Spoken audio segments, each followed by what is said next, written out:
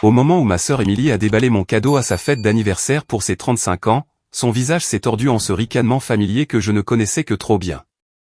Elle a brandi la boussole restaurée, le bien le plus précieux de notre grand-mère, et Harry.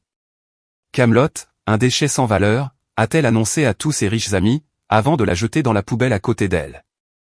Je suis resté là, silencieux, observant sa cruauté théâtrale, sachant qu'elle n'avait aucune idée que la maison de luxe dans laquelle elle se tenait, la Tesla dans son allée, et la robe de créateur qu'elle portait étaient toutes payées par moi. La fête a continué autour de moi comme si de rien n'était. Les invités d'Émilie, tous vêtus de leurs vêtements chers et dégoulinants de bijoux, sont retournés à leur champagne et à leurs conversations futiles. Je suis resté figé sur place, fixant cette poubelle où la boussole de notre grand-mère gisait maintenant parmi les papiers d'emballage jetés et les assiettes de fête. Émilie se pavanait parmi ses invités, jouant l'hôtesse parfaite, me jetant de temps en temps des regards avec ce sourire narquois qui disait qu'elle aimait m'humilier. Ce qu'elle ne savait pas, c'est que depuis 5 ans, depuis que nos parents sont morts dans cet accident de voiture, j'avais été la fondation invisible qui soutenait toute sa vie. Quand nos parents sont décédés, j'ai hérité de l'entreprise de construction familiale. Papa l'avait bâtie à partir de rien pour en faire une entreprise de plusieurs millions de dollars, et son testament expliquait clairement pourquoi il me l'avait laissé à moi plutôt qu'à Émilie. Mais je ne lui ai jamais parlé de l'héritage. Au lieu de cela, je l'ai laissé croire qu'elle était celle qui réussissait, pendant que je travaillais discrètement en arrière-plan. Chaque mois, pendant 5 ans, 30 000 $ ont été virés de mes comptes vers diverses sociétés écrans que j'avais créées. Ces sociétés n'avaient qu'un seul but, maintenir Émilie à flot sans qu'elle le sache. Sa boutique dont elle se vantait constamment? Elle n'avait jamais fait de profit. Pas une seule fois. L'hypothèque de cette maison de 500 000 $ où elle organisait des fêtes et me regardait de haut. Je la payais par le biais d'une fiducie qu'elle pensait provenir d'un parent éloigné qui n'existait pas. La Tesla Model est-ce qu'elle conduisait en ville, postant des photos sur les réseaux sociaux sur sa réussite? Je l'avais achetée via une autre société écran et avais arrangé les choses pour qu'elle la gagne à un concours auquel elle pensait avoir participé au hasard en ligne. Même l'assurance maladie de sa famille provenait d'un programme spécial auquel son mari Marc était censé être éligible grâce à son travail d'enseignant, mais c'était en fait moi qui couvrais les primes. J'avais passé 3 mois à restaurer cette boussole. Notre grand-mère l'avait emportée lors de son immigration d'Irlande, à travers la Grande Dépression, en élevant seuls 6 enfants après la mort précoce de grand-père. Elle nous disait qu'elle nous indiquerait toujours le chemin de la maison, peu importe à quel point nous étions perdus. C'était la seule chose que j'avais gardée de sa succession, et j'avais minutieusement restauré chaque détail en laiton, remplacé le cristal et l'avais fait calibrer par un professionnel. Georges, tu devrais vraiment essayer de mieux t'habiller pour ces événements. La voix d'Émilie a traversé mes pensées. Elle était apparue à côté de moi avec son cercle d'amis. Tout le monde se demande ce que tu fais comme travail ces jours-ci. Toujours à enchaîner les petits boulots? J'ai regardé sa robe de créateur, sachant que je l'avais payée la semaine dernière quand elle avait plafonné sa carte de crédit. Je m'occupe, ai-je dit simplement. Il est trop fier pour accepter de l'aide, a dit Émilie à ses amis, secouant la tête avec une fausse sympathie. Je lui ai proposé des postes dans ma boutique, mais il insiste pour faire les choses à sa manière.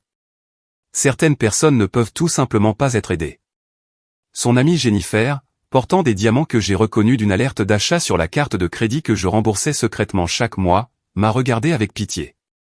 Ça doit être difficile, Émilie. De devoir voir ton frère lutter. Le plus dur, c'est l'embarras, a dit Émilie, sans même essayer de baisser la voix. Quand les gens découvrent que nous sommes parents, je dois expliquer que nous avons été élevés de la même manière, mais que nous avons fait des choix différents. Marc, le mari d'Émilie, est apparu à ses côtés. C'était un homme bon, un professeur d'histoire au lycée qui aimait sincèrement ses élèves. Il avait épousé Émilie il y a 10 ans, quand elle était différente, ou du moins prétendait l'être.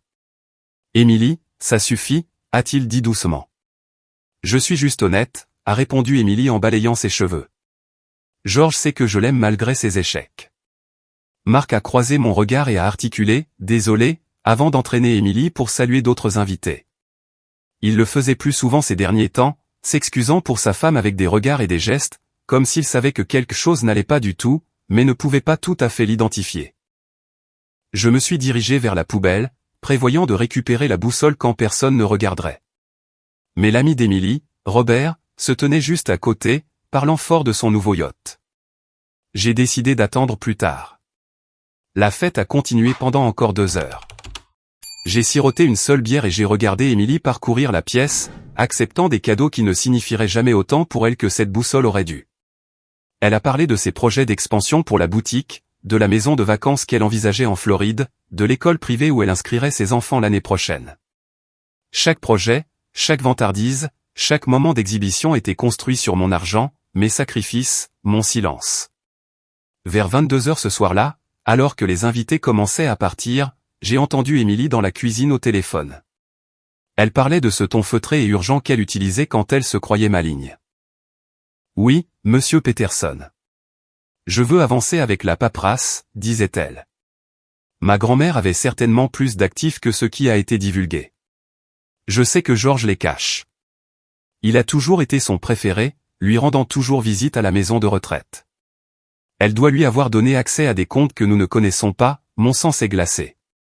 Peterson était un avocat, connu pour ses litiges successoraux agressifs.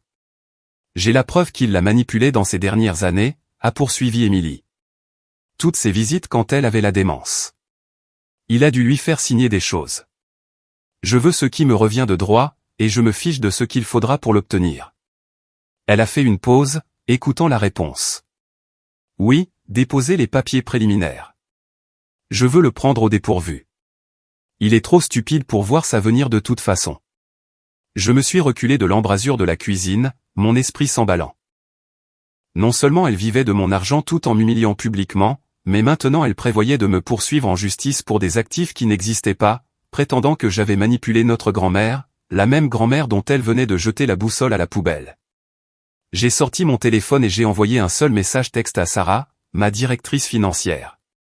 Initialiser le projet Vérité lundi matin à 9 heures précises. Puis je suis passé devant la cuisine, devant les derniers invités, devant la poubelle où la boussole gisait encore, et je suis sorti par la porte d'entrée. Émilie n'a même pas remarqué que j'étais parti. En rentrant chez moi dans ma Honda Civic de 10 ans, la voiture dont Émilie se moquait toujours, j'ai pensé aux 5 années de relevés, de reçus et de documents conservés dans le coffre de mon bureau. Chaque paiement, chaque sauvetage, chaque opération de secours secrète que j'avais menée pour maintenir la vie de ma sœur à flot. Elle me croyait stupide. Elle me croyait pauvre. Elle me croyait un échec. Lundi matin, elle allait apprendre à quel point elle avait tort. Le lundi est arrivé avec une clarté inhabituelle. Un de ces matins vifs où tout semblait plus net, plus défini. Je suis arrivé à mon vrai bureau à 7 heures, 2 heures avant la réunion avec Sarah. Le bâtiment était l'une de ces tours étincelantes du centre-ville devant lesquelles Émilie passait chaque jour en allant à sa boutique, sans jamais savoir que la suite exécutive du dernier étage appartenait à son frère raté. Je me tenais devant les baies vitrées, regardant la ville s'éveiller en contrebas. Quelque part là-dehors, Émilie se préparait probablement à une autre journée à faire semblant de réussir, une autre journée à dépenser de l'argent qu'elle n'avait pas gagné, une autre journée à vivre un mensonge que j'avais permis depuis trop longtemps. Sarah est arrivée tôt, comme toujours. Elle portait 2 tasses de café et un épais dossier que je savais contenir 5 ans de registres financiers soigneusement documentés. Sarah n'était pas seulement ma directrice financière. Elle avait une histoire avec Émilie que je n'ai apprise qu'après l'avoir embauchée il y a 3 ans. « Es-tu prêt pour ça, George ?» a-t-elle demandé en posant un café sur mon bureau.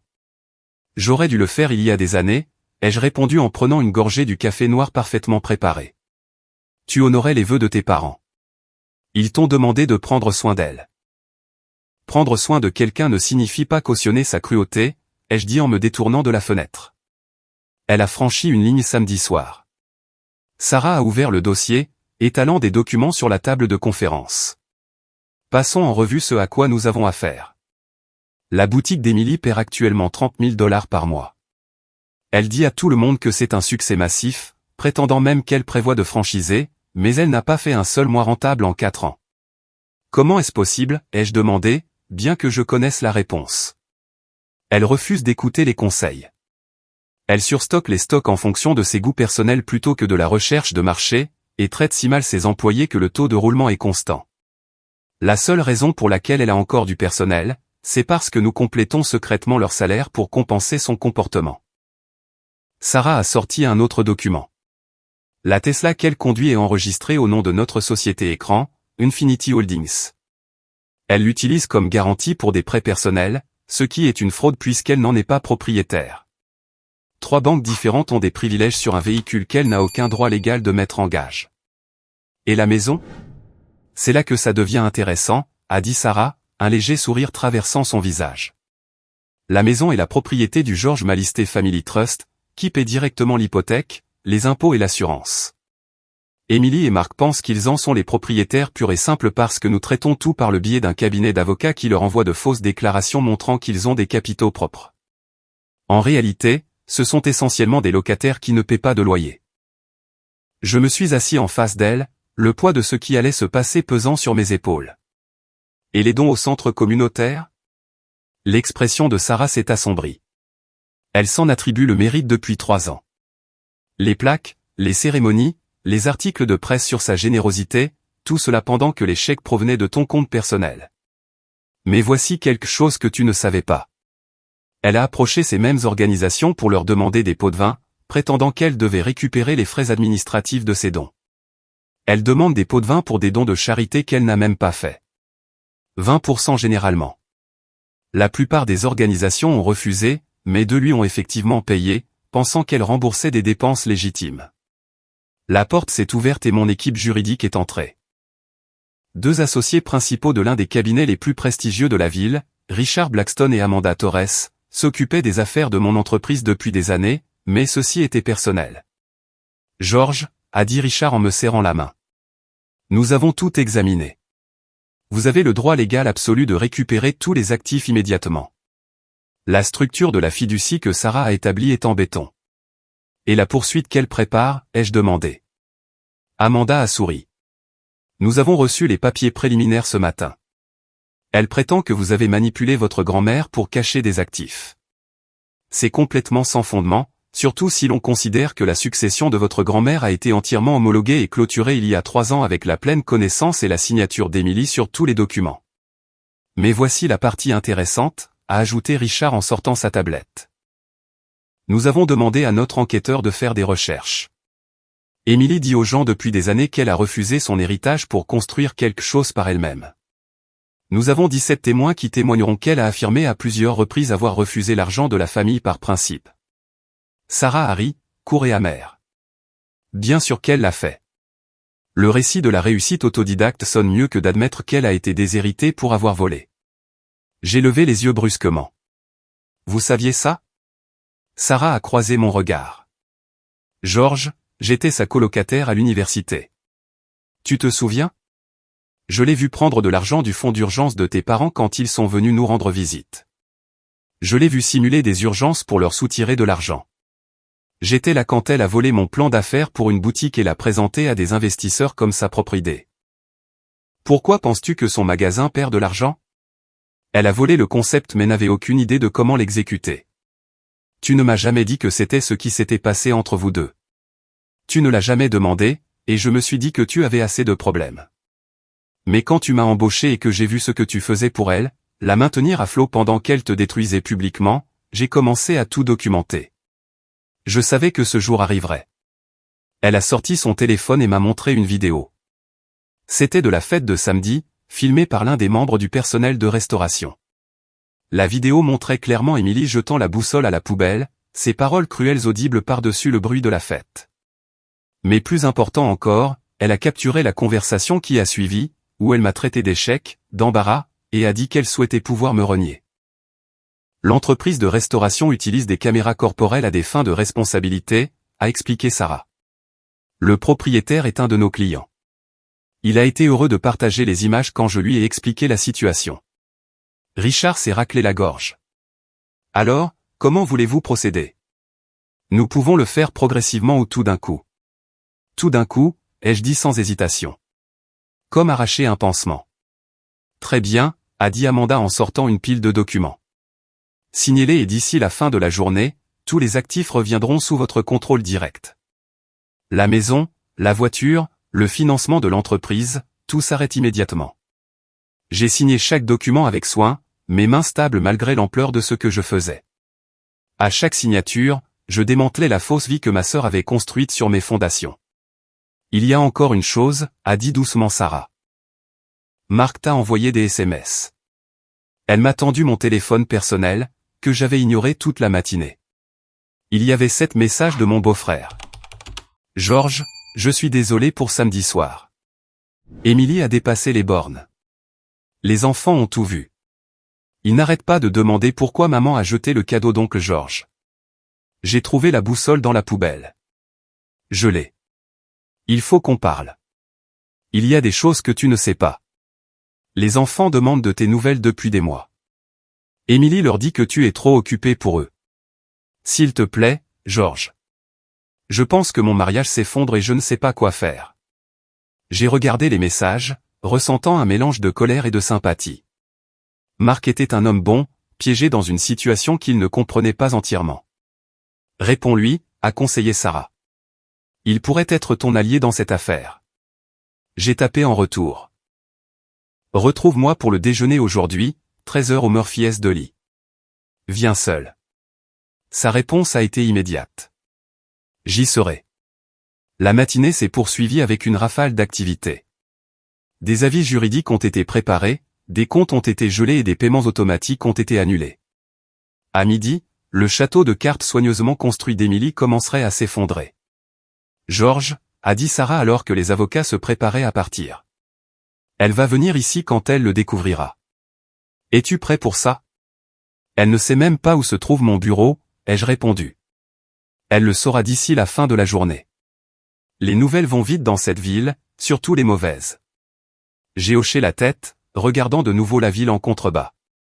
Laisse-la venir. Il est temps qu'elle affronte la vérité. Alors que tout le monde sortait pour exécuter le plan, je suis resté à la fenêtre, pensant à nos parents. Ils avaient aimé Émilie malgré ses défauts, m'avaient demandé de prendre soin d'elle dans leur testament. Mais je me demandais s'ils reconnaîtraient la personne qu'elle était devenue, cette étrangère cruelle et prétentieuse qui portait le visage de leur fille. Mon téléphone a vibré avec un SMS de Marc. Merci. Il y a quelque chose que tu dois savoir sur Émilie. Elle ment sur plus de choses que tu ne le penses. À tout à l'heure à 13 h. J'ai posé le téléphone et je suis allé à mon bureau où une photo de notre famille d'il y a 15 ans était dans un cadre en argent.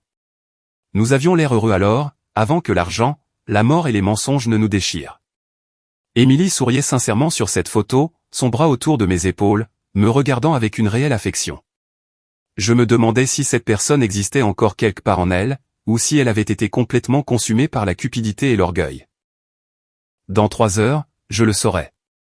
Le Murphy's Dolly a été choisi intentionnellement. C'était un petit établissement familial qu'Émilie ne visiterait jamais car il n'était pas assez branché pour son image.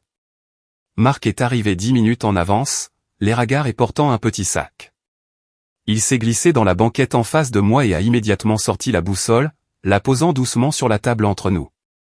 Je l'ai nettoyée, a-t-il dit simplement. Je ne supportais pas de la voir à la poubelle. Merci, ai-je répondu, plaçant soigneusement la boussole dans la poche de ma veste. Marc a commandé un café noir et a attendu que la serveuse parte avant de parler à nouveau. Georges, je dois te dire quelque chose, et j'ai besoin que tu écoutes sans m'interrompre. J'ai hoché la tête. Je sais depuis 2 ans que tu nous soutiens. Je ne suis pas un idiot. Les enseignants parlent entre eux. Et quand mon collègue a mentionné qu'il n'y avait pas de programme d'assurance spéciale dans notre école, j'ai commencé à enquêter. Il m'a fallu 6 mois pour tout remonter jusqu'à toi. Ma tasse de café s'est arrêtée à mi-chemin de mes lèvres. Tu sais depuis 2 ans. Oui. Et je documente le comportement d'Émilie depuis lors. J'ai des enregistrements, Georges. Des enregistrements d'elle parlant de toi, de tes parents, de l'argent qu'elle leur a volé avant leur mort. Elle a admis avoir volé? Marc a sorti son téléphone et a joué un enregistrement vocal. La voix d'Émilie a rempli l'espace entre nous, pâteuse à cause du vin, mais cristalline. Mes parents étaient des idiots. Ils gardaient de l'argent liquide dans ce coffre-fort en pensant que je ne connaissais pas la combinaison. J'ai pris des milliers au fil des ans, et ils n'ont jamais remarqué. Georges a toujours été leur fils parfait. Mais j'étais plus maligne.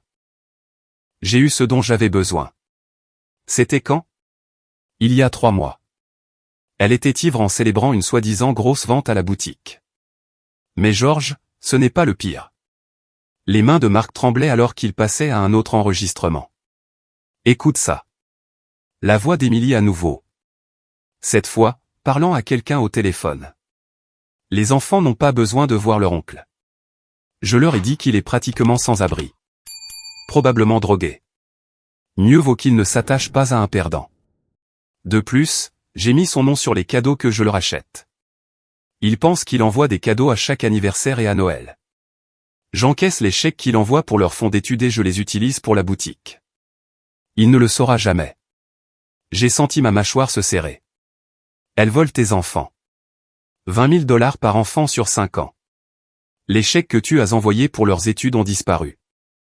Dépensés en stocks qui ne se sont jamais vendus. Déjeuner coûteux avec des amis. Ce voyage à Paris, elle l'a affiché sur tous les réseaux sociaux. La serveuse a apporté nos sandwichs, mais aucun de nous n'y a touché. Il y a plus, a poursuivi Marc. Elle a une liaison avec son soi-disant investisseur, David Chen, celui qu'elle rencontre toujours pour des dîners d'affaires. J'ai des photos, des relevés de cartes de crédit, montrant des chambres d'hôtel, tout. Marc, je suis désolé. Il a secoué la tête. Ne le sois pas.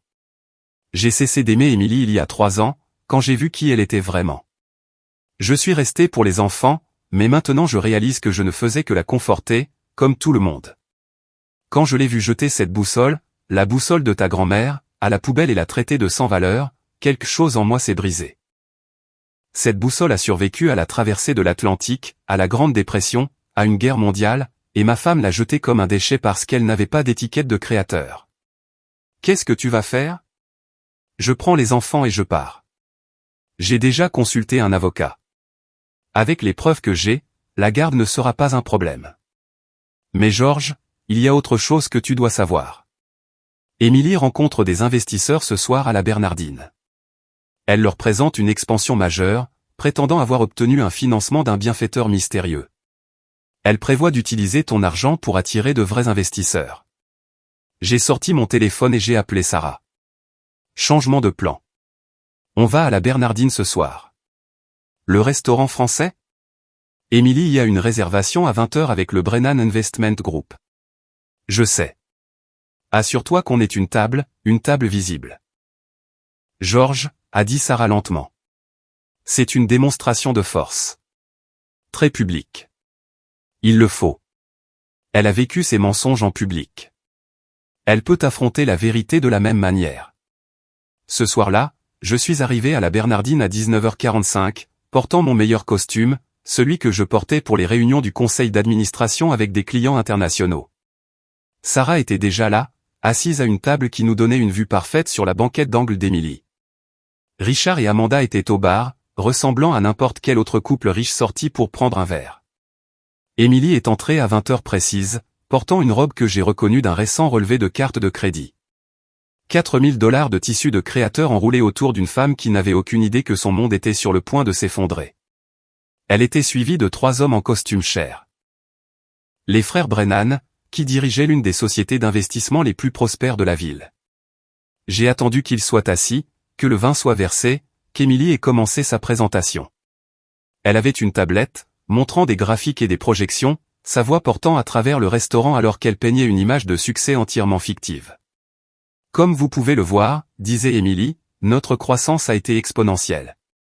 Nous sommes prêts à nous développer et avec votre investissement plus mon soutien existant, nous pourrions avoir 10 emplacements d'ici 18 mois.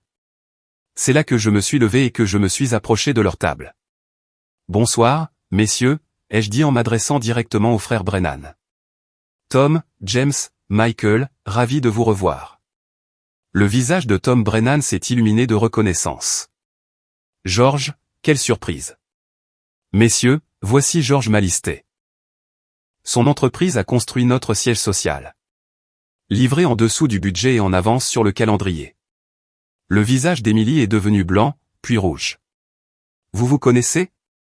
Se connaître? Harry James Brennan. L'entreprise de Georges est la seule entreprise de construction que nous utilisons. Nous essayons de le faire s'associer avec nous sur un projet de développement depuis 2 ans. Je suis désolé, a interrompu Émilie, sa voix trop aiguë. Mais c'est mon frère, Georges. Il y fait des petits boulots, de la main-d'œuvre de construction principalement. Michael Brennan a eu l'air confus. Émilie, ton frère possède Malisté Construction. Ils font environ 50 millions de dollars de chiffre d'affaires annuel. C'est impossible, a dit Émilie, ses mains agrippant le bord de la table. Nos parents ne lui ont rien laissé. Je le saurais. J'ai souri, mais il n'y avait aucune chaleur dedans. En fait, Émilie, ils m'ont tout laissé. L'entreprise, les propriétés, les investissements.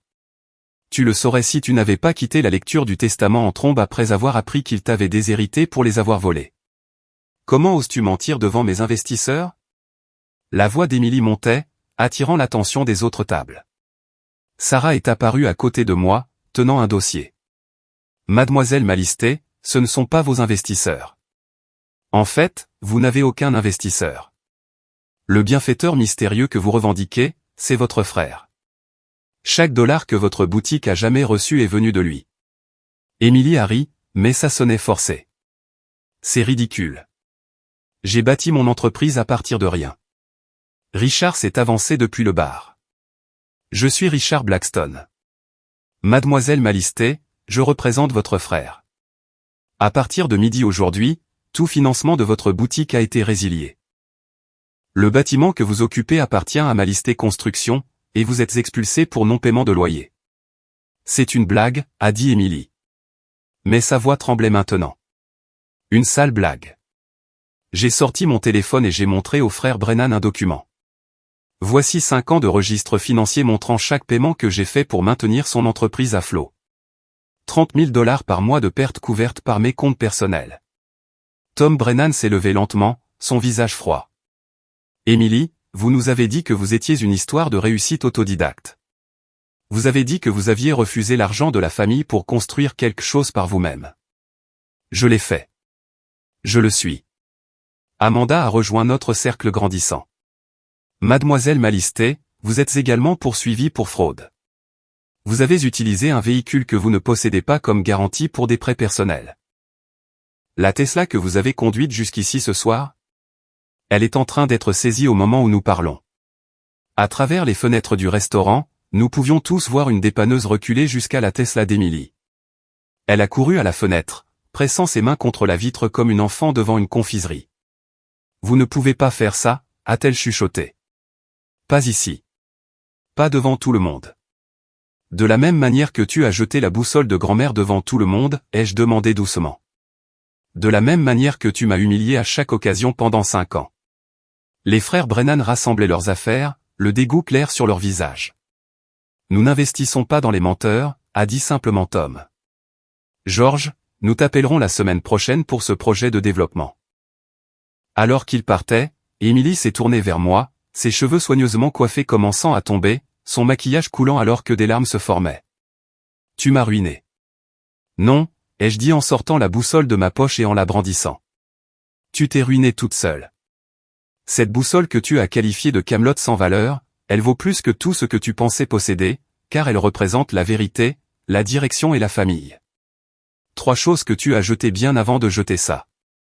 Le directeur du restaurant s'est approché, l'air mal à l'aise. Je suis désolé, mais il y a un problème avec la carte de crédit pour cette réservation. Émilie a fouillé dans son portefeuille, sortant carte après carte. Chacune a été refusée. Les cartes d'entreprise, les cartes personnelles, même la carte d'urgence qu'elle ne savait pas que je payais. J'aurais besoin d'un moyen de paiement valide ou je devrais appeler la police, a dit le directeur en s'excusant. J'ai sorti mon portefeuille et je lui ai tendu de l'argent liquide. Pour le vin qu'ils ont déjà ouvert, ai-je dit. Ils ne resteront pas pour le dîner. Émilie est restée là, tremblante, alors que la réalité s'abattait sur elle. Les autres convives regardaient tous maintenant, certains enregistrant sur leur téléphone. La reine des réseaux sociaux qui avait bâti son image sur le succès et la richesse était exposée comme une fraude de la manière la plus publique possible. Ta maison, ai-je dit doucement, pour qu'elle seule puisse entendre, a un préavis de 30 jours affiché sur la porte. Ton mari est déjà parti avec les enfants. Et cette poursuite que tu as intentée contre moi, mes avocats contre-attaquent pour diffamation, fraude et vol. Chaque chèque destiné aux études de tes enfants que tu as encaissé pour toi-même est documenté. Les jambes d'Émilie ont flanché et elle s'est affaissée sur une chaise. George, s'il te plaît. Je suis ta sœur. Ma sœur est morte il y a 5 ans avec nos parents, ai-je répondu. Tu es juste quelqu'un qui lui ressemble. En sortant du restaurant avec mon équipe, je pouvais entendre Émilie sangloter derrière nous. Mais ce n'étaient pas des larmes de remords ou de prise de conscience. C'étaient des larmes de rage, de quelqu'un qui avait perdu ses jouets mais n'avait pas appris sa leçon. Pas encore. 2 jours plus tard, j'étais dans mon bureau lorsque Sarah a frappé et est entrée. Son visage était un mélange d'inquiétude et de quelque chose qui ressemblait à de la satisfaction. « Elle est là », a dit simplement Sarah. Dans le hall. La sécurité la retient. J'ai levé les yeux des contrats que je révisais. Comment a-t-elle l'air?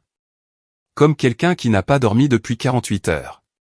Elle porte la même robe que celle du restaurant et elle est venue en Uber. Apparemment, elle a essayé de louer une voiture, mais toutes ses cartes de crédit sont gelées. Fais-la monter, ai-je dit en redressant mon bureau. Tu es sûr? Elle a besoin de voir ça. Tout. 10 minutes plus tard, Émilie est entrée dans mon bureau et je l'ai à peine reconnue. Ses cheveux habituellement parfaits étaient sales et attachés en un chignon désordonné. Sa robe de créateur était froissée et son maquillage avait disparu. Elle a regardé la suite exécutive avec de grands yeux, admirant les baies vitrées, les œuvres d'art originales, le mur de récompense de l'industrie et d'honneur civique. C'est à toi, a-t-elle chuchoté. Depuis 8 ans maintenant, ai-je répondu en lui faisant signe de s'asseoir. Elle s'est effondrée sur la chaise en face de mon bureau. Je suis rentré à la maison. Il y avait des avis partout. Expulsion, saisie d'actifs. Marc était parti. Il a emmené les enfants chez sa mère. Il ne répond pas à mes appels. Marc protège ses enfants, ai-je dit d'un ton neutre. De moi? Je suis leur mère. Tu es quelqu'un qui a volé leurs fonds d'études et les a dépensés pour toi-même. Tu es quelqu'un qui leur a dit que leur oncle était un perdant drogué pour les empêcher de me connaître. Tu es quelqu'un qui a intercepté chaque carte d'anniversaire, chaque cadeau de Noël, chaque tentative que j'ai faite pour faire partie de leur vie. Le visage d'Émilie s'est effondré. Comment sais-tu ça? Marc m'a tout dit. Il documente ton comportement depuis 2 ans. Il sait pour David Chen. Émilie, il sait pour la liaison. La dernière étincelle de combativité l'a quitté. David a arrêté de répondre à mes appels hier. Dès que la nouvelle a été diffusée sur les réseaux sociaux à propos du restaurant, il a bloqué mon numéro. Les quittant un navire en perdition, a dit Sarah depuis l'embrasure de la porte. Elle est entrée en portant une boîte en carton. Celles-ci viennent de ta boutique. Tes employés ont emballé tes affaires personnelles et t'ont mise à la porte.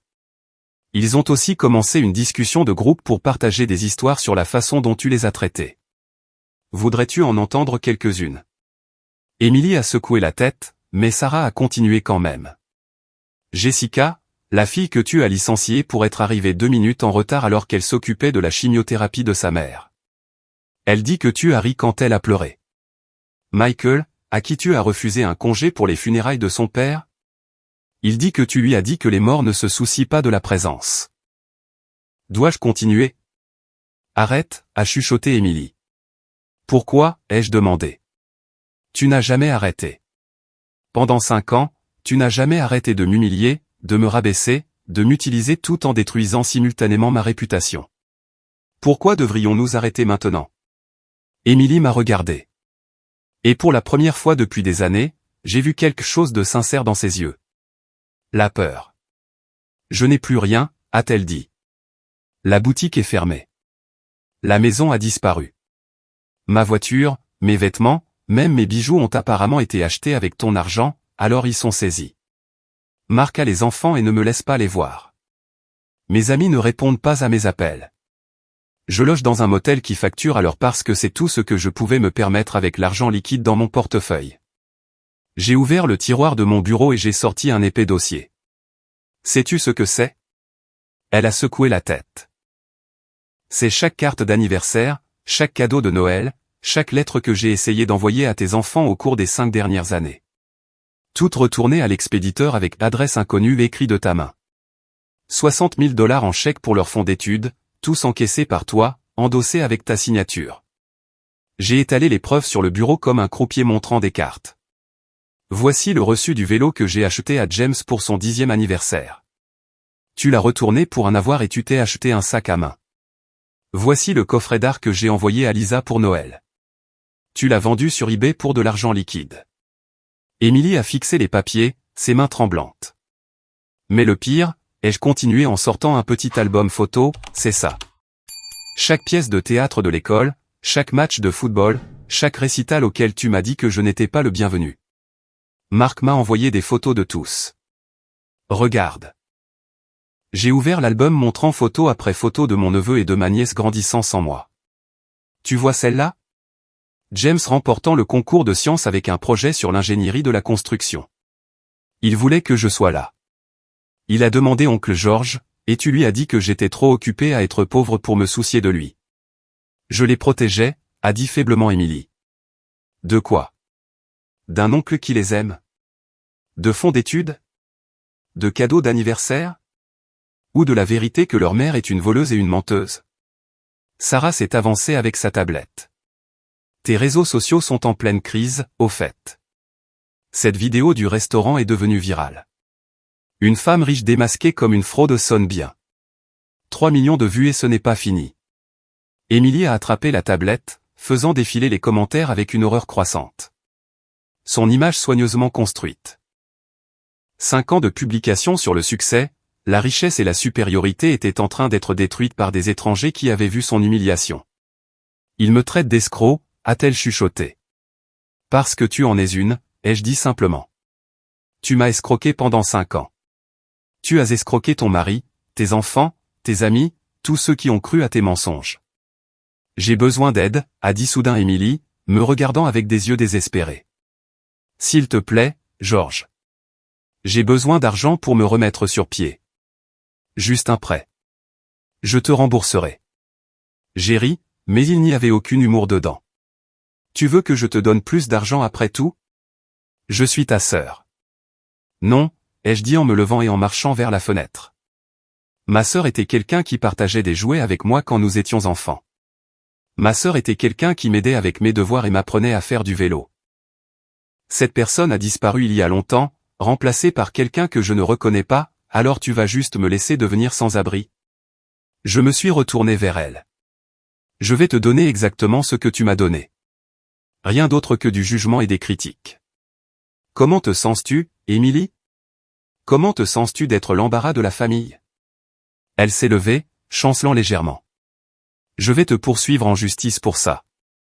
Je dirai à tout le monde comment tu m'as manipulé, comment tu m'as piégé pour que j'échoue. Sarah a ri. Avec quel avocat? Tu ne peux pas t'en payer un. Et même si tu le pouvais, nous avons 5 ans de documentation montrant la générosité de George et ton vol. Nous avons des enregistrements de toi admettant avoir volé tes parents, tes enfants, des associations caritatives.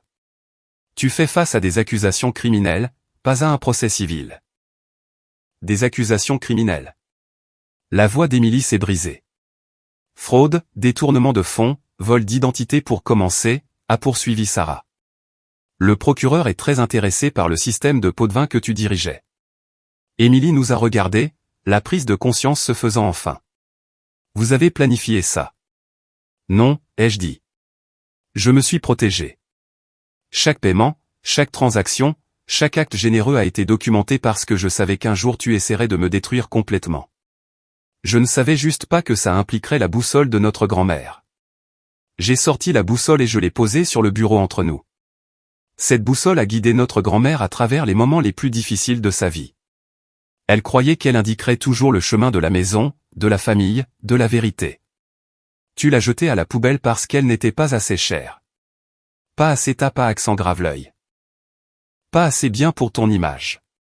Émilie a tendu la main vers elle, mais je l'ai retirée. Non, ai-je dit. Tu n'as pas le droit de la toucher. Tu n'as pas le droit de t'en soucier soudainement maintenant que tu as tout perdu. Qu'est-ce que je suis censé faire, a-t-elle demandé, les larmes coulant enfin. Où suis-je censé aller? Marc a dit que tu pouvais rester dans la maison de la piscine pendant 2 semaines pendant que tu te débrouilles. Après ça, tu es seul. Je te suggère de trouver un travail, un vrai cette fois. Personne ne m'embauchera. Cette vidéo a ruiné ma réputation. Alors tu devras la reconstruire à partir de rien. De la même manière que tu as prétendu avoir construit ton succès. Émilie est restée là un long moment, regardant le bureau qui représentait tout ce qu'elle avait prétendu avoir. Maman et papa auraient honte de toi pour ça. Non, ai-je dit fermement. Ils avaient déjà honte de toi. C'est pourquoi ils ne t'ont rien laissé. Ils savaient exactement qui tu étais, Émilie. Une voleuse qui les a volés de leur vivant et qui aurait saccagé leur héritage après leur mort. Elle s'est dirigée vers la porte, puis s'est retournée. Je te déteste. Je sais, ai-je répondu. Tu me détestes depuis le jour où tu as réalisé que j'étais meilleur que toi dans quelque chose qui comptait vraiment, être un être humain décent. Après son départ, Sarah et moi sommes restés en silence pendant plusieurs minutes. Ça va, a-t-elle finalement demandé. Ça ira, ai-je dit en ramassant la boussole. Pour la première fois en 5 ans, je pense vraiment que ça ira. 3 semaines se sont écoulées avant que je n'aie de nouveau des nouvelles d'Émilie. Marc m'avait envoyé des mises à jour régulières sur les enfants, qui s'adaptaient à leur nouvelle réalité avec la résilience que seuls les enfants possèdent. Ils avaient commencé à poser de vraies questions sur leur mère, sur les mensonges, sur la raison pour laquelle elle les avait tenus à l'écart de leur oncle. C'était un dimanche matin lorsque mon téléphone a sonné avec un numéro que je ne reconnaissais pas. Georges, c'est Émilie. Je suis sur les tombes de maman et papa. Peux-tu venir? Sa voix semblait différente. Brisée, mais aussi plus claire d'une manière ou d'une autre. Comme une station de radio qui se règle enfin après des années de parasites.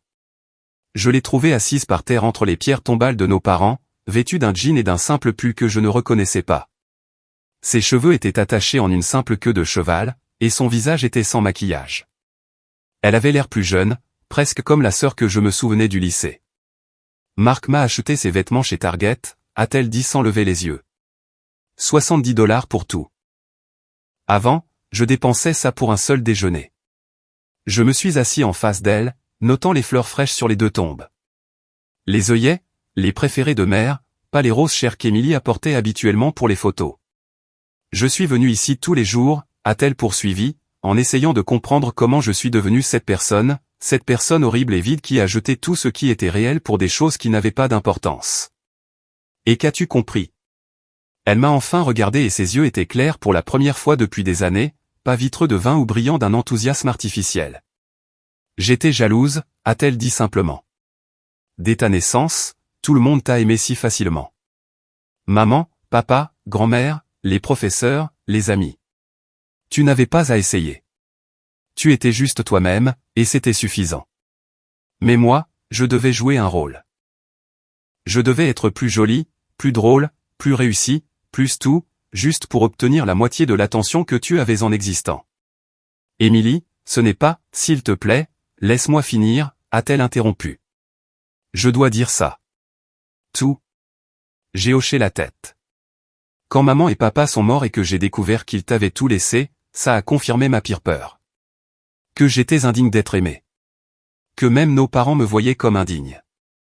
Alors, j'ai décidé que si je ne pouvais pas être aimé, je serais envié. Si je ne pouvais pas avoir un vrai succès, j'en créerais l'apparence. Et toi, doux, généreux Georges, tu as rendu les choses si faciles. Elle a sorti un bout de papier froissé de sa poche. J'ai fait une liste de toutes les personnes que j'ai blessées. Elle fait 4 pages, et je sais qu'il en manque. Ton nom apparaît 17 fois pour différentes raisons. Marc, 12 fois. Les enfants. Mon Dieu. Les enfants apparaissent 23 fois. Sa voix s'est brisée sur la dernière partie. Je leur ai volé leur oncle. J'ai volé leur fonds d'études. J'ai volé leur croyance en l'honnêteté de leur propre mère. Comment puis-je me remettre de ça? Je ne sais pas si tu le peux, ai-je dit honnêtement. Marc divorce de moi. Il m'a tout montré ce qu'il a documenté. Enregistrements, photos, relevés financiers. Savais-tu qu'il a commencé à documenter les choses le jour où j'ai dit à James que tu étais en prison? Notre fils de 8 ans a demandé à son père si oncle George était un criminel. Et c'est là que Marc a réalisé que j'empoisonnais nos enfants contre leur propre famille. C'est un bon père. Il est un meilleur parent que je ne l'ai jamais été, a admis Émilie. Les enfants sont plus heureux maintenant. Lisa prend des cours d'art. Ce que je disais trop salissant. James a rejoint le club de robotique que je lui disais être pour les nerfs. Ils deviennent eux-mêmes au lieu d'être des accessoires dans ma vie sur les réseaux sociaux. Elle s'est levée et s'est dirigée vers la pierre tombale de notre grand-mère, à quelques mètres de là. Je suis allé à la maison de retraite où grand-mère a passé ses dernières années. Le personnel se souvenait de moi. Sais-tu ce qu'ils ont dit? Ils ont dit que je suis venu la voir exactement 3 fois en 2 ans. Mais toi, tu étais là tous les dimanches. Tous les dimanches pendant 2 ans, lui lisant, lui faisant écouter sa musique préférée, lui tenant la main même quand elle ne savait pas qui tu étais. Elle avait des moments de lucidité, ai-je dit en la rejoignant près de la tombe. Jusqu'à la fin. Le directeur m'a donné ça, a dit Émilie en sortant une enveloppe. Grand-mère l'avait laissée pour moi, mais je ne l'ai jamais récupérée. À l'intérieur se trouvait une lettre écrite de la main tremblante de notre grand-mère. Ma chère Émilie, je vois ta douleur même quand tu la caches derrière des choses chères. Ton frère Georges a un don pour l'amour qui semble sans effort. Mais ton don est différent. Tu as le pouvoir de transformer, de devenir nouvelle, de renaître des cendres que tu as toi-même créées. Je ne te laisse pas d'argent car l'argent a été ta cage. Je te laisse seulement la vérité. Tu es aimé. Tu as toujours été aimé. Mais tu dois d'abord apprendre à t'aimer toi-même sans les décorations. La boussole te trouvera quand tu seras prête à voir la direction de la maison. Émilie pleurait maintenant. Vraiment pleurait. Pas les larmes théâtrales qu'elle utilisait pour la manipulation, mais des sanglots profonds qui secouaient son corps. Elle savait, a haleté Émilie. Elle savait ce que j'étais et elle m'aimait quand même. Nous le faisions tous, ai-je dit doucement.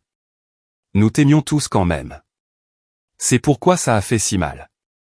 Émilie s'est tournée pour me faire face. Je suis allé en thérapie. La thérapeute du centre communautaire, celui auquel tu fais des dons. Elle me voit gratuitement depuis qu'elle a découvert que je suis ta sœur. Elle dit que j'ai un trouble de la personnalité narcissique avec des complications dues à une insécurité chronique. Ce n'est pas une excuse, juste une explication. Que dit-elle d'autre? Que la guérison est possible, mais nécessite une mort complète de l'ego et une reconstruction. Que je dois perdre tout ce que je pensais important pour trouver ce qu'il est vraiment. Que j'ai de la chance que tu aies tiré le tapis sous mes pieds, car la plupart des gens dans mon état ne sont jamais forcés d'affronter la réalité. Elle a sorti de sa poche quelque chose qui m'a fait reculer de surprise. C'était une boussole, pas celle de grand-mère, mais une boussole bon marché d'un magasin de camping. J'ai acheté ça avec les derniers $20 de mon portefeuille, a-t-elle dit. Je l'utilise pour me diriger, littéralement, en marchant dans la ville, en trouvant mon chemin sans GPS, sans voiture, sans raccourci. En partant de zéro avec des directions de base. Pourquoi? Parce que j'ai besoin d'apprendre ce que grand-mère savait.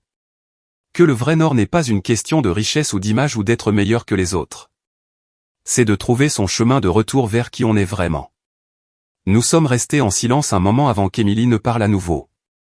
J'ai trouvé un travail, au salaire minimum dans un café du centre-ville. Le propriétaire ne sait pas qui je suis, ne se soucie pas de mon passé. Je gagne $12 de l'heure et je rentre épuisé, mais pour la première fois de ma vie, je gagne quelque chose de réel. C'est bien, Émilie. Je veux voir mes enfants, mais Marc dit, pas encore. Il dit, j'ai besoin de 6 mois de thérapie et d'un emploi stable d'abord. 6 mois pour prouver que je peux être une personne sûre pour eux. Il les protège. Je sais, et je suis reconnaissante même si ça me tue. Quelqu'un doit les protéger de moi jusqu'à ce que je ne sois plus dangereuse. Elle a sorti une autre enveloppe. Celle-ci neuve. Je t'ai écrit une lettre. Ne la lis pas maintenant. S'il te plaît. Juste quand tu rentreras chez toi. Quand tu seras prêt. J'ai pris l'enveloppe, notant mon nom écrit avec soin sur le devant. Il y a encore une chose, a dit Émilie, sa voix se raffermissant. Je documente tout. Ma thérapie, mon travail, mon parcours pour devenir quelqu'un qui vaut la peine d'être connu. Pas pour les réseaux sociaux, pas pour l'image, juste pour moi-même, et peut-être un jour pour les enfants. Pour leur montrer que les gens peuvent changer, que leur mère a affronté ses démons et a essayé de devenir meilleure. Pourquoi me dis-tu ça? Parce que je veux te demander quelque chose, et j'ai besoin que tu saches que je suis sérieuse d'abord. Elle a pris une profonde inspiration. Dans 6 mois, quand Marc me laissera voir les enfants, seras-tu là? M'aideras-tu à reconstruire ces relations? Pas avec de l'argent, pas avec des choses, juste avec de la présence. Je sais que je n'ai aucun droit de demander. J'ai pensé à toutes les cartes d'anniversaire retournées, à tous les cadeaux rejetés, à tous les Noëls manqués. Si tu fais le travail, ai-je dit lentement. Vraiment. Fais le travail. Alors oui, je serai là. Émilie a hoché la tête, essuyant ses larmes avec sa manche. Je vais devenir quelqu'un digne d'être à nouveau ta sœur. Pas aujourd'hui, pas demain, mais un jour. Concentre-toi d'abord sur le fait de devenir quelqu'un digne d'être leur mère, ai-je dit en faisant un geste vers les tombes de nos parents. Ils m'auraient pardonné, n'est-ce pas? Si j'avais demandé de leur vivant. En un battement de cœur, ai-je dit. C'est ce qu'ils étaient. Émilie s'est agenouillée et a posé sa boussole bon marché sur la tombe de notre mère. Je vais trouver mon chemin, maman. Ça me prendra peut-être un certain temps, mais je vais essayer. En retournant à ma voiture, je me suis retourné pour voir Émilie toujours agenouillée entre les tombes, parlant doucement à nos parents. Elle avait l'air petite, brisée, mais pour la première fois depuis des années, elle avait aussi l'air réelle. Ce soir-là, j'ai ouvert sa lettre. Elle faisait 12 pages, détaillant chaque chose qu'elle avait faite de mal. Chaque mensonge, chaque vol, chaque cruauté. Mais la dernière page était différente. Je sais que s'excuser ne répare rien. Je sais que les mots ne sont que de l'air après des années d'action, mais j'ai besoin que tu saches que jeter cette boussole a réveillé quelque chose en moi. Quand je l'ai vue à la poubelle, entourée d'ordures et de papier d'emballage jetés, je me suis vu. J'ai vu ce que j'étais devenu. Quelqu'un qui jette des choses précieuses parce qu'elles n'ont pas l'air précieuses pour les autres. Tu as sauvé ma vie en la détruisant. Tu m'as offert le cadeau de toucher le fond, la chance de reconstruire sur un terrain solide au lieu du sable mouvant sur lequel je me tenais. Je déteste ce que je suis devenu, mais je suis reconnaissante de la chance de devenir autre chose. Ta sœur, si je peux un jour mériter à nouveau ce titre. Émilie. PS je sais pour le garde-meuble. Marc m'a dit que tu avais tout gardé, chaque photo, chaque souvenir, chaque morceau de l'histoire de notre famille, y compris la mienne. Merci de ne pas m'avoir jeté même quand je le méritais. 3 mois après la transformation d'Émilie, j'ai reçu un appel inattendu de Tom Brennan. George, j'ai une demande inhabituelle. Nous avons été contactés par une certaine Émilie Malisté qui postule pour un poste de débutant dans l'une de nos sociétés de portefeuille. Est-elle de ta famille? Je me suis penché en arrière dans mon fauteuil de bureau, surpris. C'est ma sœur, et oui, c'est la même personne de ce dîner. Je m'en doutais. Voilà le truc. Sa candidature est honnête, brutalement honnête. Elle a détaillé toute sa chute, a pris l'entière responsabilité, et a expliqué ce qu'elle fait pour se reconstruire. C'est l'aveu d'échec le plus remarquable que j'ai jamais vu dans une candidature. Pour quel poste a-t-elle postulé? Employé au compte fournisseur. 12 échelons au-dessus du café, mais toujours un poste de débutant. Le responsable du recrutement a été impressionné par son honnêteté, mais voulait mon avis compte tenu de notre histoire. Que veux-tu faire, Tom? Je crois aux secondes chances, George, mais je voulais d'abord vérifier avec toi. L'embaucher te compliquerait-il la vie?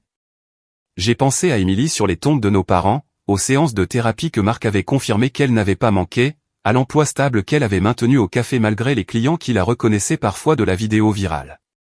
Donne-lui la même chance que tu donnerais à n'importe qui d'autre, ai-je dit. Pas de traitement de faveur, bon ou mauvais. C'est juste. Au fait, elle t'a cité comme référence, mais à noter et éloigné en raison de mes actions à côté de ton nom. Il faut du cran. 2 semaines plus tard, Émilie a commencé son nouveau travail. Elle prenait le bus pour aller travailler, apportait son déjeuner, et selon les mises à jour de Tom, n'a jamais mentionné sa vie passée ni sa connexion avec moi. C'est à cette époque que Marc a amené les enfants à mon bureau pour la première fois. James, maintenant âgé de 11 ans, se tenait devant les mêmes fenêtres où j'avais pris la décision de couper les ponts avec Émilie, ses yeux grands ouverts d'émerveillement.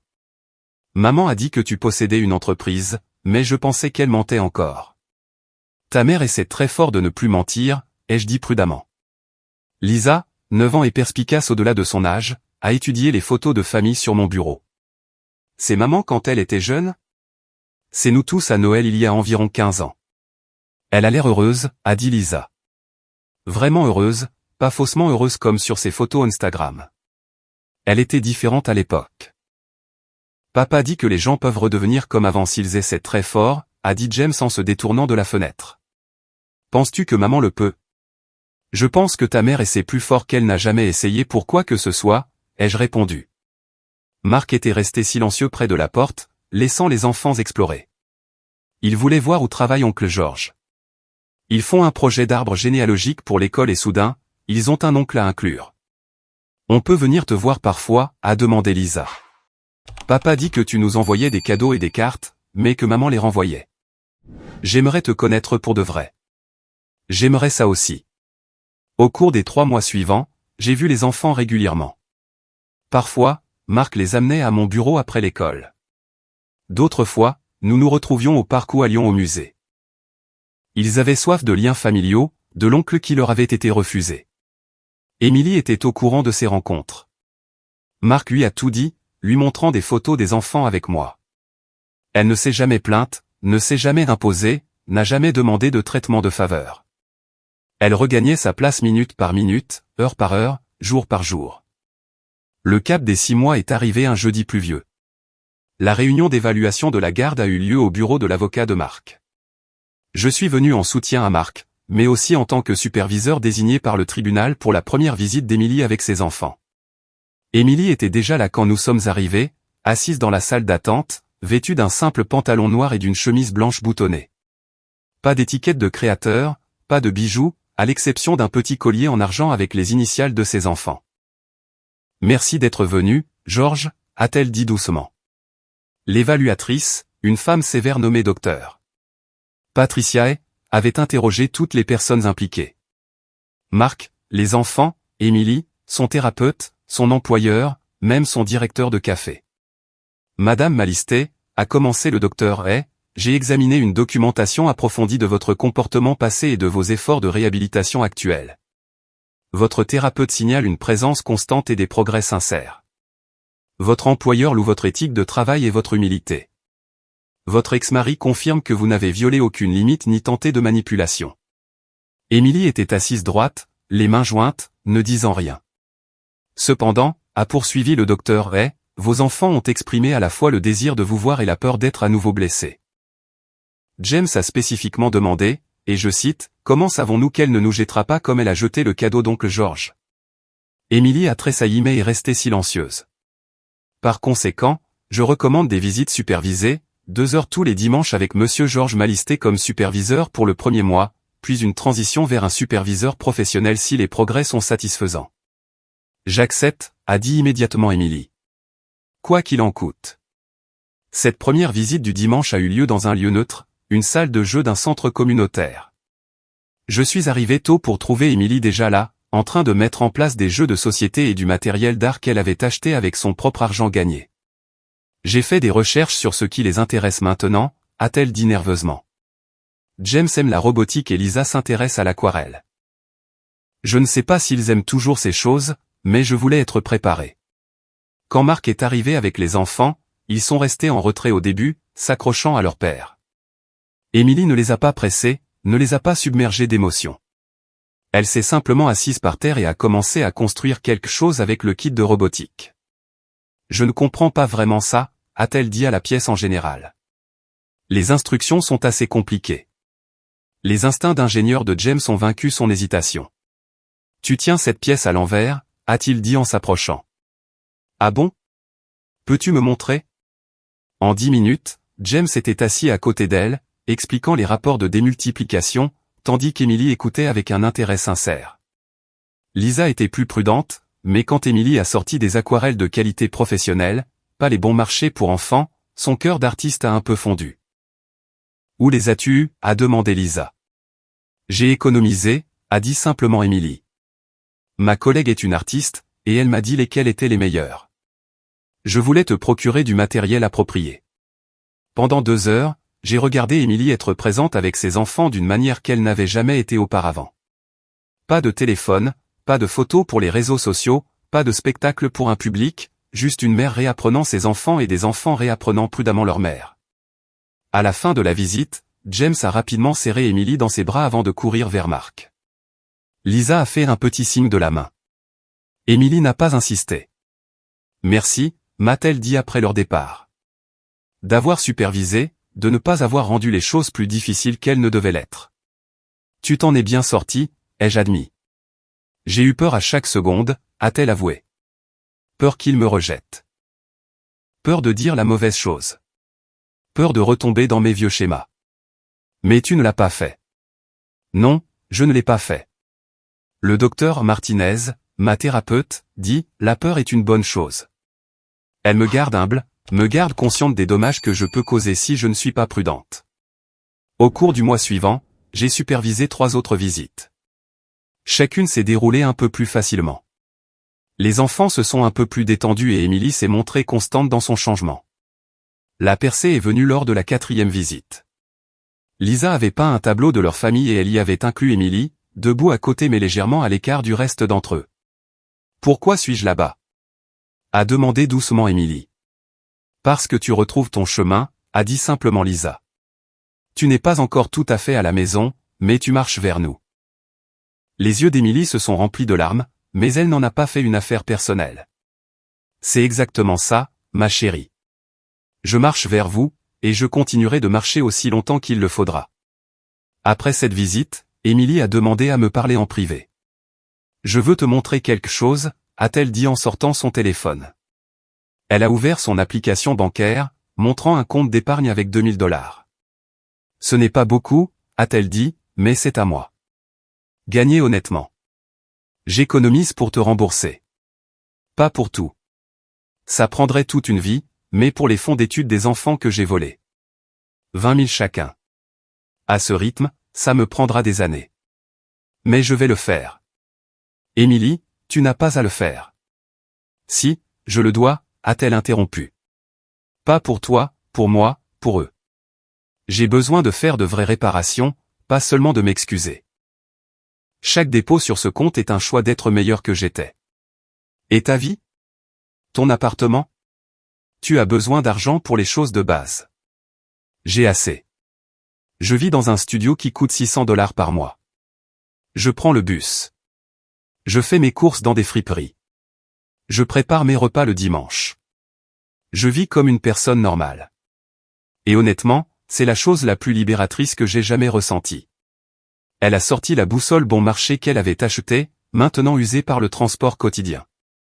Je vérifie ça tous les matins, a-t-elle dit, non pas pour trouver de vraies directions, mais pour me rappeler que je choisis mon chemin maintenant.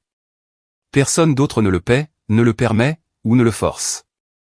C'est juste moi qui choisis de marcher vers le vrai nord. 1 an plus tard, Thanksgiving est arrivé avec une chaleur inhabituelle pour novembre. Je me tenais dans ma cuisine en préparant la dinde pendant que Sarah aidait avec les accompagnements. Nous nous étions rapprochés au cours de l'année écoulée, notre relation professionnelle évoluant en une amitié sincère et récemment en quelque chose de plus. « Tu es nerveux ?» a-t-elle observé en me regardant vérifier mon téléphone pour la 3e fois en 10 minutes. C'est le premier Thanksgiving en famille depuis que tout s'est effondré, ai-je admis. Marc amène les enfants, et Émilie sera là. Tu n'es pas obligé de faire ça, m'a rappelé Sarah. Le pardon n'exige pas d'organiser un dîner. Non, mais la famille oui. Ou du moins la famille que nous essayons de reconstruire. La sonnette a retenti à 14 heures précises. Marc est arrivé le premier avec James et Lisa, qui avaient visiblement grandi au cours de l'année écoulée. James était presque aussi grand que son père maintenant, et Lisa avait troqué sa timidité contre une confiance tranquille. Oncle George. Lisa a couru pour me serrer dans ses bras, tenant un tableau qu'elle avait fait. J'ai peint ton immeuble de bureau. Regarde, j'ai même bien fait les fenêtres. C'est parfait, ai-je dit, sincèrement. James a suivi avec une poignée de main qui s'est transformée en câlin. Maman se gare. Elle est nerveuse aussi. Nous sommes tous un peu nerveux, a admis Marc. Les premières fêtes sont difficiles après que tout a changé. Émilie est apparue dans l'embrasure de la porte, portant une tarte et un sac cadeau. Elle avait l'air en meilleure santé que je ne l'avais vue depuis des années. Elle avait repris un peu de poids après la perte de poids due au stress de son effondrement. Ses cheveux étaient de leur couleur brune naturelle au lieu des mèches blondes coûteuses, et elle portait une simple robe de chez Target qui lui allait en quelque sorte mieux que n'importe quelle tenue de créateur ne l'avait jamais fait. J'ai fait une tarte aux pommes, a-t-elle dit en la brandissant. Entièrement maison. L'université YouTube m'a appris. Depuis quand cuisines-tu, ai-je demandé en prenant la tarte. Depuis que j'ai dû apprendre à me nourrir avec 15 $ par jour, a-t-elle ri. Et c'était sincère. Il s'avère que je ne suis pas si mauvaise que ça quand je n'essaie d'impressionner personne. Le sac cadeau contenait quelque chose d'inattendu. Une photo encadrée de notre famille d'il y a 20 ans, avant que tout ne tourne mal, mais elle avait été réimaginée en aquarelle. Lisa et moi y avons travaillé ensemble, a expliqué Émilie. Elle m'a appris les bases de l'aquarelle. Je suis nulle, mais elle a corrigé mes erreurs. J'ai juste aidé un peu, a dit Lisa. Maman a fait la plupart du travail elle-même. Nous nous sommes réunis dans la salle à manger, la même table où nos parents organisaient autrefois les fêtes. Émilie était assise à l'ancienne place de notre mère. Mais cette fois, elle l'avait mérité par le travail, pas supposé par le droit. Avant de manger, a dit Émilie en se levant nerveusement. Je voulais dire quelque chose. Georges, je peux? J'ai hoché la tête. Il y a un an, je n'étais personne. Pas quelqu'un de raté, mais vraiment personne. Pas d'identité au-delà de mes mensonges. Pas de valeur au-delà de ce que les autres me donnaient. Pas de but au-delà du maintien d'une image qui me tuait. Elle a pris une inspiration. Aujourd'hui, je suis Émilie Malistet, superviseur des comptes fournisseurs chez Brennan Industries. J'ai obtenu ma promotion grâce à mon propre travail.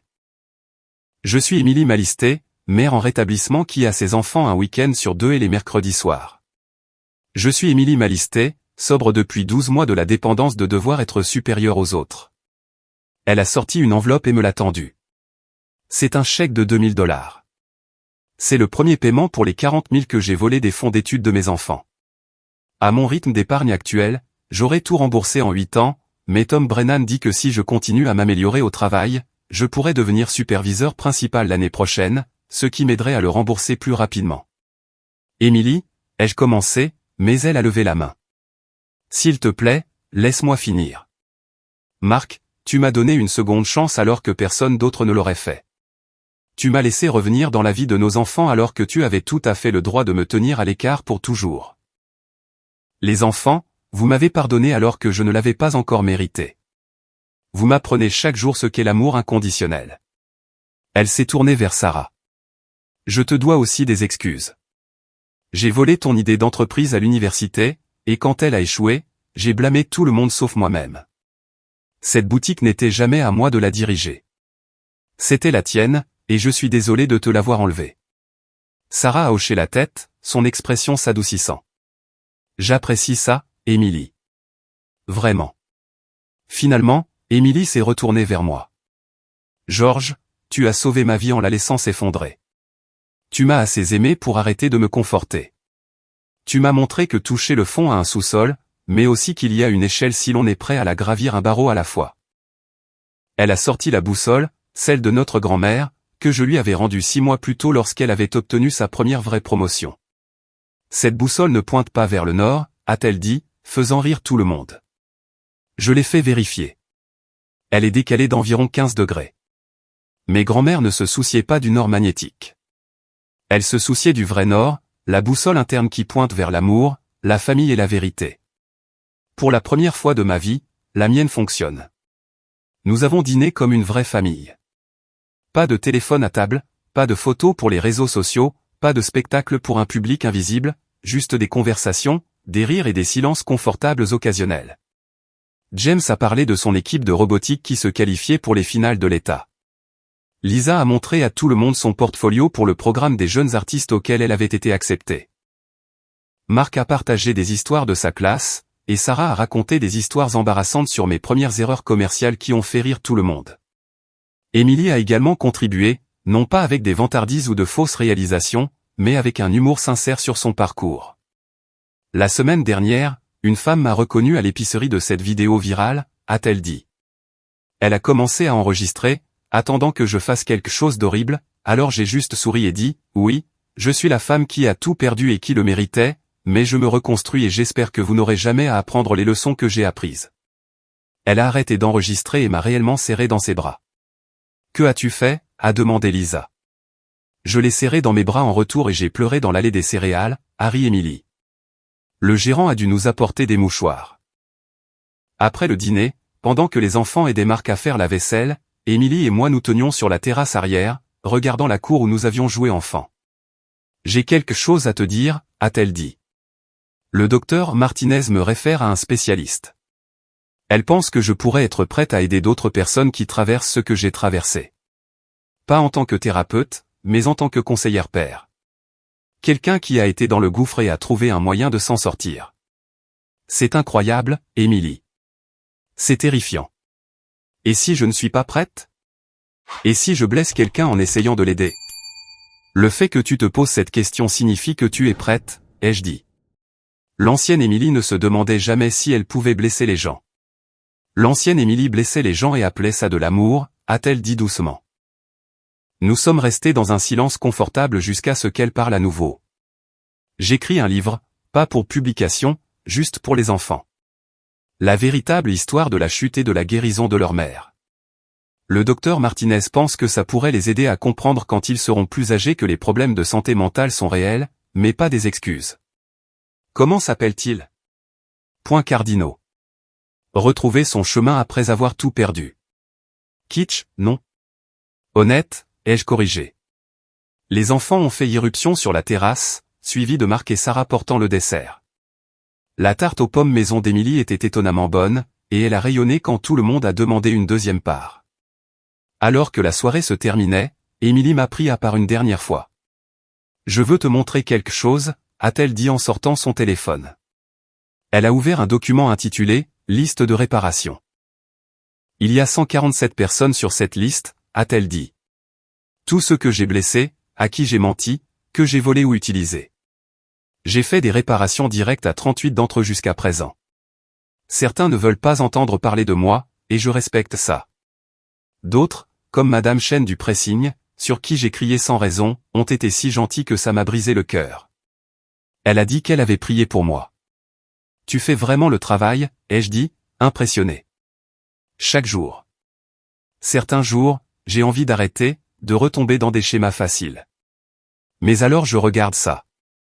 Elle m'a montré le fond d'écran de son téléphone, une photo du dîner d'aujourd'hui avec nous tous autour de la table. C'est pour ça que je travaille. Pas pour l'argent, pas pour le statut, pas pour l'image. Juste ça. La famille, la vérité, l'amour sans condition ni prix. Alors que tout le monde se préparait à partir, Émilie a distribué de petits paquets emballés.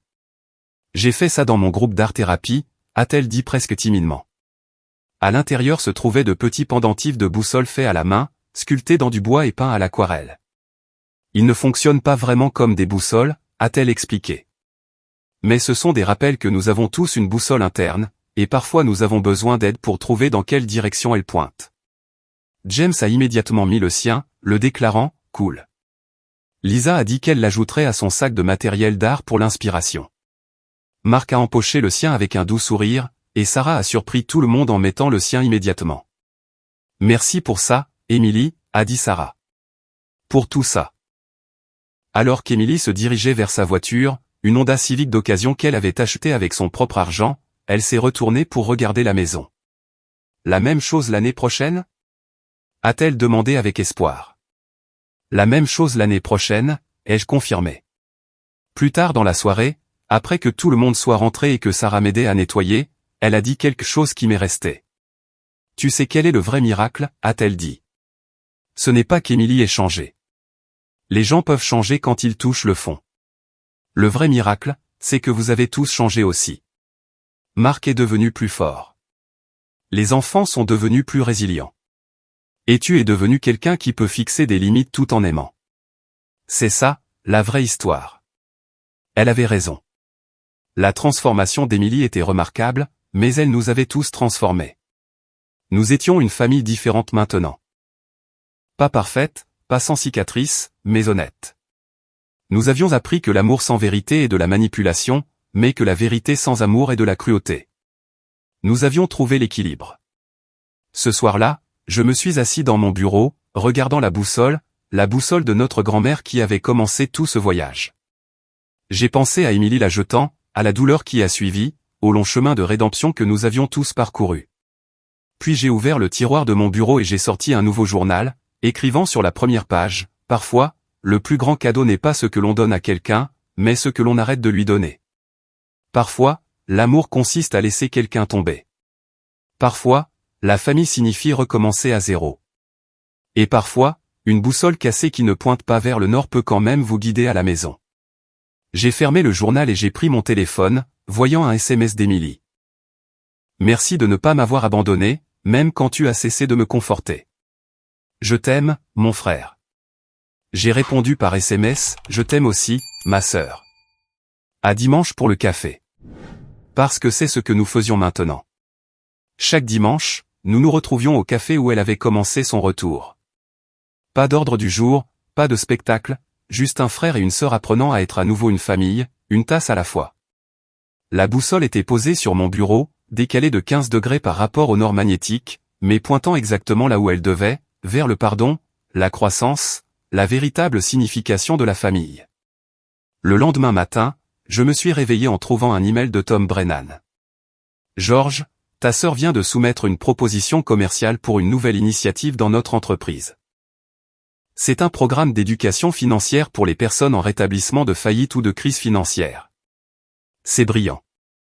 S'appuyant sur son expérience personnelle et sa croissance professionnelle, elle ne demande aucun traitement de faveur, juste un examen équitable. Je pense qu'elle pourrait avoir trouvé quelque chose de spécial ici. J'ai souri, sachant qu'Emily avait trouvé son but, non pas malgré sa chute, mais à cause d'elle. Plus tard dans la semaine, lors de notre café du dimanche, Emily m'a montré une lettre d'un des employés de la boutique qu'elle avait maltraité. « Chère Emily, disait-elle, j'ai entendu parler de votre parcours par un ami commun. Je voulais que vous sachiez que je vous pardonne. Votre cruauté m'a appris à ne plus jamais accepter ce traitement. D'une manière étrange, vous m'avez aidé à trouver ma force en me montrant ce que je ne deviendrai jamais. Je vous souhaite la paix dans votre voyage. » C'est la 27e lettre de pardon, a dit Emily. Je ne mérite aucune d'entre elles. C'est ce qui en fait un pardon, ai-je répondu. Si tu les méritais, ce ne serait que des reconnaissances. Alors que nous étions assis dans ce café, le même où elle avait recommencé avec rien, j'ai réalisé que notre histoire avait bouclé la boucle. Non pas là où nous avions commencé, mais là où nous étions toujours censés être. Deux frères et sœurs qui avaient traversé la pire tempête imaginable et avaient retrouvé leur chemin l'un vers l'autre. J'ai une confession à faire, a dit soudain Emily. J'ai gardé une chose de mon ancienne vie. Elle a sorti son téléphone et m'a montré une photo de sa fête d'anniversaire, celle où elle avait jeté la boussole. Mais ce n'était pas le moment de cruauté. C'était plutôt dans la soirée, quand elle m'avait vu arriver pour la première fois. Et pendant une fraction de seconde, capturé par l'appareil photo de quelqu'un, son visage montrait un bonheur sincère de voir son frère. Ça me rappelle que même au pire de moi-même, quelque part à l'intérieur, je t'aimais encore. Je l'avais juste enterré sous tellement d'ordures que je ne pouvais plus le trouver. Comme la boussole dans la poubelle. Mais tu l'as trouvé, ai-je dit. Nous l'avons trouvé, a-t-elle corrigé. Ensemble. Et c'est ça, la vérité sur la famille, ai-je réalisé. Parfois, il faut tout perdre pour trouver ce qui compte vraiment. Parfois, les cadeaux les plus chers sont sans valeur, et la boussole la moins chère est inestimable. Parfois, il faut tout démolir pour construire quelque chose de réel. Mais surtout, la famille signifie être présent, faire le travail, et choisir de s'aimer les uns les autres. Non pas malgré vos échecs, mais à travers eux. En quittant le café, Emily s'est arrêtée à la porte. Et, George. Ouais. Merci de m'avoir jeté. C'était la seule façon pour moi d'apprendre à me trouver. Je ne t'ai pas jeté, Emily. J'ai jeté la fausse version de toi. J'ai gardé la vraie toi en sécurité dans ce garde-meuble, attendant que tu reviennes. Elle a souri. Ce sourire sincère de l'enfance que je pensais ne plus jamais revoir. Eh bien, je suis de retour maintenant. Oui, ai-je convenu. Tu le es. Que feriez-vous si quelqu'un que vous aimez jetait votre cadeau le plus précieux? Partiriez-vous pour toujours? Ou les aimeriez-vous assez pour les laisser tomber, sachant que toucher le fond pourrait être la seule fondation assez solide pour construire une vraie vie? Parfois, la chose la plus difficile n'est pas de couper les ponts avec quelqu'un. C'est de savoir quand le laisser revenir. Mais quand vous le faites, quand vous faites tous le travail pour guérir et grandir, vous pourriez découvrir que votre famille est plus forte d'avoir été brisée. Merci de m'avoir rejoint dans ce voyage. Si cette histoire vous a touché, veuillez la partager avec quelqu'un qui a besoin d'entendre que la rédemption est possible, que les familles peuvent guérir, et que parfois le meilleur cadeau que vous puissiez offrir à quelqu'un est la chance de regagner sa place.